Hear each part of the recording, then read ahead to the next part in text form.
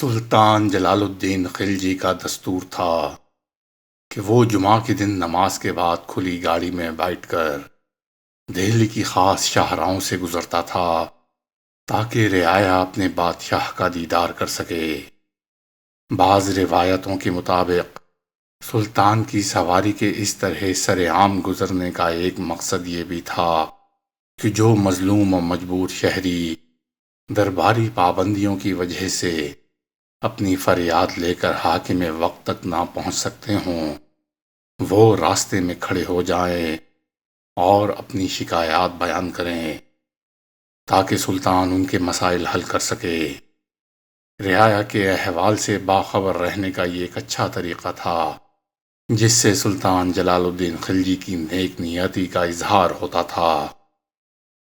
قاضی جلال الدین کاشانی جیسے فتنہ گر انسان نے بادشاہ کی اسی رحم دلانہ عادت سے فائدہ اٹھانے کی کوشش کی اور برنجین کوتوال اور نتھائی پہلوان کو اپنے منصوبے کی تفصیلات بتاتے ہوئے کہا، تم دونوں کو سلطان خوب پہچانتا ہے، اس لیے تمہیں جلال الدین خلجی تک پہنچنے میں کوئی دشواری پیش نہیں آئے گی۔ میں نہیں چاہتا کہ تمہارا وار چوک جائے اور محافظ سپاہیوں کی وجہ سے تم فرما روائے ہندوستان کو قتل نہ کر سکو۔ اگر سلطان معمولی زخم کھانے کے بعد بچ گیا تو پھر ہم سب پر قیامت ٹوٹ پڑے گی اور پھر کچھ باقی نہیں رہے گا۔ قاضی جلال الدین کاشانی کی بات سن کر برنجین کوتوال اور نتھائی پہلوان پریشان نظر آنے لگے۔ محافظ دستے کی موجودگی میں سلطان جلال الدین خلجی کو قتل کرنا آسان نہیں تھا۔ آخر دونوں کی اس کشمکش کو دور کرنے کے لیے قاضی جلال الدین کاشانی نے اپنی عبا کی جیب سے 2 خنجر نکال کر برنجین کوتوال اور نتھائی پہلوان کے سامنے رکھ دیے۔ پھر بڑے فاتحانہ انداز میں بولا، یہ دونوں زہر میں بجھے ہوئے خنجر ہیں، اور زہر بھی ایسا کہ دنیا کے سارے طبیب اور حکیم مل کر بھی اس کا تریاق دریافت نہیں کر سکتے۔ تم دونوں کا بس اتنا کام ہے کہ کسی طرح سلطان کے جسم پر ایک زخم لگا دو، پھر وہ اپنے محل تک نہیں پہنچ سکے گا۔ قاضی جلال الدین کاشانی کی بات سن کر دونوں کے پریشان چہروں پر سکون و اطمینان کا گہرا رنگ ابھر آیا، جیسے واقعتاً وہ اپنے مقصد میں کامیاب ہو گئے ہوں اور انہوں نے والی ہندوستان جلال الدین خلجی کو قتل کر دیا ہو۔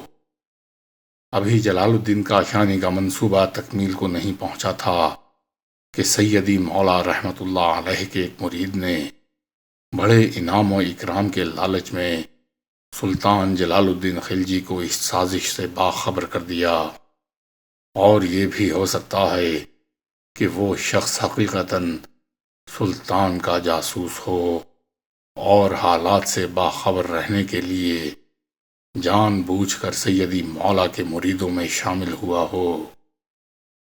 الغرض اس اطلاع پر سلطان جلال الدین خلجی نے سیدی مولا قاضی جلال الدین کاشانی، برنجین کوتوال، نتھائی پہلوان اور دوسرے خاص مریدوں کو اپنے حضور میں طلب کر لیا اور ملزمان سے اس مذکورہ سازش کے بارے میں دریافت کیا۔ جناب حضرت سیدی مولا رحمت اللہ علیہ اور ان کے تمام ساتھیوں نے ایسے کسی واقعے کے وجود سے صاف انکار کر دیا۔ سلطان جلال الدین خلجی نے اس سلسلے میں بڑی ذہانت کے ساتھ مختلف سوالات کیے، مگر تمام لوگوں کے ہونٹوں پر حرف انکار کے سوا کچھ نہیں تھا۔ قاضی جلال الدین کاشانی نے اپنی جان بچانے کے لیے بڑے زور و شور کے ساتھ والی ہندوستان کے سامنے اعلان کیا، حق تعالیٰ کی قسم، سرزمین ہند پر آپ کے بے شمار نمک خوار بستے ہیں، مگر مجھ سے بڑا وفادار کوئی نہیں۔ سلطان جلال الدین خلجی نے آخری حربے کے طور پر اپنے جاسوس گواہ کو پیش کیا تو قاضی جلال الدین کاشانی نے انتہائی پرجوش لہجے میں کہا، خالق کائنات کی قسم، ہم سب لوگ جس قدر سچے ہیں اسی قدر یہ شخص جھوٹا ہے، بلکہ میری نظر میں دنیا کا سب سے بڑا دروغ گو انسان ہے۔ سلطان معظم اچھی طرح جانتے ہیں کہ اتنا بڑا الزام ثابت کرنے کے لیے ایک گواہ کافی نہیں ہوتا۔ قاضی جلال الدین کاشانی جیسے شاطر اور چرب زبان شخص کی اس دلیل نے فرما روائے ہند کو لاجواب کر دیا تھا۔ ابھی سلطان جلال الدین خلجی گہری سوچ میں گم تھا کہ قاضی کاشانی نے ایک اور چال چلتے ہوئے کہا، شاید سلطان ذی وقار کو اس بات کی خبر نہیں کہ ولی عہد سلطنت اختیار الدین خان خانہ بھی روزانہ سیدی مولا کی خانقاہ میں حاضر ہوتے ہیں۔ آپ اپنے فرزند ارجمن کو اس عدالت میں طلب فرمائیں اور ان سے اس معاملے کی حقیقت دریافت کریں۔ اگر ولی عہد سلطنت ہمارے خلاف گواہی دے دیں تو ہم لوگ کسی حجت کے بغیر اپنا گناہ تسلیم کر لیں گے۔ اب سلطان جلال الدین خلجی نے اپنے بڑے بیٹے خان خانہ کو خلوت میں طلب کر کے سیدی مولا کے متعلق پوچھا تو ولی عہد سلطنت نے انتہائی پرجوش اور عقیدت مندانہ لہجے میں باپ کو جواب دیتے ہوئے کہا، سیدی مولا اقلیم معرفت اور روحانی کی شہنشاہ ہیں، انہیں اس فانی اور بے وفا تاج و تخت کی کیا ضرورت ہے جس پر کل معیز الدین کیقباد متمکن تھا، آج آپ جلوہ افروز ہیں اور کل کوئی دوسرا بیٹھا ہوگا۔ قدرت نے جو تاج سیدی مولا کے سر پر سجایا ہے اس کی آب و تاب کبھی ماند نہیں ہوگی۔ آپ کے سامنے تو یہ لوگ اپنی جانوں کے خوف سے سر جھکائے کھڑے رہتے ہیں، مگر سیدی مولا کی بارگاہ میں ان کے دل عقیدت سے خم رہتے ہیں۔ اختیار الدین خان خانہ بڑے کیف و جذب کے عالم میں بول رہا تھا۔ سلطان جلال الدین خلجی نے یہ کہہ کر اپنے بیٹے کی بات کو مسترد کر دیا، تم اس درویش کی عقیدت میں اندھے ہو گئے ہو اور ایک نابینا شخص دنیا کی باریکیوں اور پیچیدگیوں کو نہیں دیکھ سکتا۔ خان خانہ کی اس گواہی کے بعد سلطان جلال الدین خلجی نے سیدی مولا قاضی جلال الدین کاشانی، برنجن کوتوال اور نتھائی پہلوان کو قید خانے میں ڈال دیا۔ فرما روائے ہندوستان ان لوگوں کے جوابات سے مطمئن نہیں ہوا تھا۔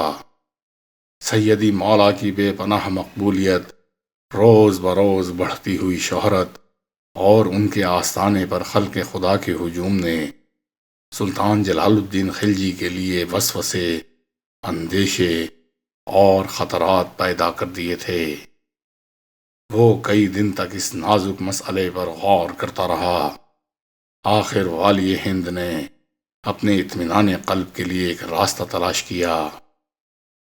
سلطان جلال الدین خلجی کے حکم پر بہادر پور کے جنگل میں آگ روشن کی گئی۔ پھر جب اس آگ کے شعلے پوری شدت کے ساتھ بھڑکنے لگے تو سیدی مولا قاضی جلال الدین کاشانی، برنجن کوتوال اور نتھائی پہلوان کو سلطان کے سامنے لایا گیا۔ والی ہندوستان نے انہیں دیکھتے ہی باروب لہجے میں کہا، اب یہ آگ ہی تمہارے جرم یا بے گناہی کا فیصلہ کرے گی۔ تم چاروں کو ننگے پاؤں اس آگ کے درمیان سے گزرنا ہوگا۔ اگر سچے ہو تو جلنے سے محفوظ رہو گے، ورنہ یہ آگ تمہیں جلا کر راکھ کر دے گی۔ یہ سنتے ہی سیدی مولا جلال الدین کاشانی، برنجن کوتوال اور نتھائی پہلوان نے با آواز بلند کلمہ شہادت پڑھنا شروع کر دیا۔ پھر وہ چاروں آگ میں کودنا ہی چاہتے تھے کہ مورخ قاسم فرشتہ کے بقول سلطان جلال الدین خلجی کو ان چاروں پر رحم آ گیا اور والی ہندوستان نے ہاتھ کے اشارے سے انہیں ایسا کرنے سے روک دیا۔ اس کے بعد سلطان جلال الدین خلجی نے دہلی کے بڑے بڑے علماء اور فقہاء سے مشورہ کیا۔ تمام علماء نے بیک زبان ایک ہی فتویٰ دیا، کسی شائع کو جلا ڈالنا آگ کی فطرت میں شامل ہے۔ کوئی بھی شخص خواہ کتنا ہی جھوٹا یا سچا ہو، اگر آگ میں کودے گا تو یہ بھڑکتے ہوئے شعلے اسے جلا ڈالیں گے۔ معاذ اللہ سیدی مولا اور ان کے ساتھی حضرت ابراہیم علیہ السلام نہیں ہیں کہ آگ گلزار بن جائے، اسی لیے اس قسم کے معاملات کا فیصلہ آگ کے ذریعے کرنے کی اسلام نے اجازت نہیں دی ہے۔ علماء وقت کا فتویٰ سن کر سلطان جلال الدین خلجی اپنے ارادے سے باز آ گیا اور اس نے آگ بجھانے کا حکم دیا۔ اس کے بعد والی ہندوستان نے قاضی جلال الدین کاشانی کو بدایوں کا قاضی مقرر کر کے فوری طور پر دہلی سے چلے جانے کا حکم دیا۔ یہ فتنہ گر قاضی سیدی مولا کی روحانیت کی آڑ میں ہندوستان کا بادشاہ بننا چاہتا تھا، مگر قبل از وقت سازش کا راز فاش ہو جانے کے باعث اس کا منصوبہ پایہ تکمیل تک نہ پہنچ سکا۔ جلال الدین کاشانی کو اس کا بے حد افسوس تھا، مگر اس کے ساتھ ہی اسے اپنی جان بچ جانے کی خوشی بھی تھی۔ قاضی جلال الدین کاشانی کے علاوہ جو دوسرے امراء سیدی مولا کی خانقاہ میں حاضر ہوا کرتے تھے، انہیں ہندوستان بدر کر دیا گیا، اور اس کے ساتھ ہی یہ حکم سلطانی بھی سنایا گیا کہ اگر ان لوگوں نے دوبارہ ہندوستان کی سرزمین کا رخ کیا تو وہ بے دریغ قتل کر دیے جائیں گے۔